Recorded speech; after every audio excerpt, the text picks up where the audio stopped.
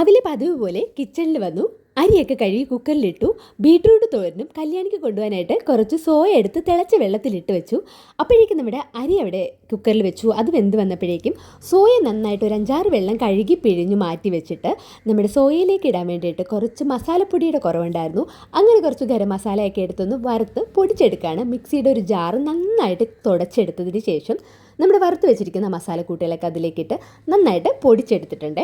ഇനി നമ്മുടെ സോയ ഒന്ന് കല്യാണിക്കുട്ടിക്ക് മാത്രം ഫ്രൈ ചെയ്തെടുക്കാനായിട്ട് മഞ്ഞൾപ്പൊടി, മുളക് പൊടി, ഇഞ്ചി വെളുത്തുള്ളി പേസ്റ്റ്, ഉപ്പ്, പിന്നെ നമ്മുടെ സാധനങ്ങൾ ഗരം മസാലയൊക്കെ ഇട്ട് അത് റെഡിയാക്കി അതിൻ്റെ ആ ചട്ടിയിൽ തന്നെ കുറച്ച് നെയ്യ് ഒഴിച്ചിട്ട് അവൾക്ക് കൊണ്ടുപോകാനുള്ള പൊട്ടറ്റോ റെഡിയാക്കി. അപ്പോഴേക്കും നമ്മൾ ചോറ് അവിടെ റെഡി ആയിട്ടുണ്ടായിരുന്നു. ചോറ് വെന്തിട്ടുണ്ട്. അത് നമ്മളൊന്ന് വടിച്ചിടുകയാണ്.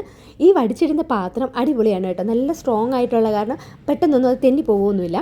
അപ്പോൾ അതവിടെ ശരിയായി. ഇനി നമുക്ക് പെട്ടെന്നൊന്ന് ബീട്രൂട്ട് തോരൻ തയ്യാറാക്കി എടുക്കുകയാണ്. അരിഞ്ഞു വെച്ചിരിക്കുന്ന ബീട്രൂട്ട് നമ്മൾ കടുക് വറുത്തിട്ട് അതിലേക്ക് ഇട്ടെടുത്ത് മഞ്ഞൾപ്പൊടി ഉപ്പൊക്കെ ഇട്ട് വേവിച്ചെടുത്ത് കഴിയുമ്പോഴത്തേക്കും അതിലേക്ക് നമ്മൾ തേങ്ങയുടെ അരപ്പൊക്കെ ഇട്ട് റെഡിയാക്കി എടുക്കും. അതിനിടയ്ക്ക് കല്യാണി എഴുന്നേറ്റ് വന്നിട്ടുണ്ടായിരുന്നു. പിന്നെ അവളെ കുളിപ്പിച്ച് റെഡിയാക്കി അവളുടെ ടിഫിനൊക്കെ പാക്ക് ചെയ്ത് ഞങ്ങൾ അവളെ ബസ്സിൽ കയറ്റി വിട്ടു. അതിനുശേഷം ഞാനൊന്ന് കുളിച്ചിട്ട് വന്നിട്ട് ഇതിപ്പോൾ എനിക്ക് ലഞ്ചിന് കൊണ്ടുപോകാനായിട്ടുള്ള മുട്ട റെഡിയാക്കുകയാണ്.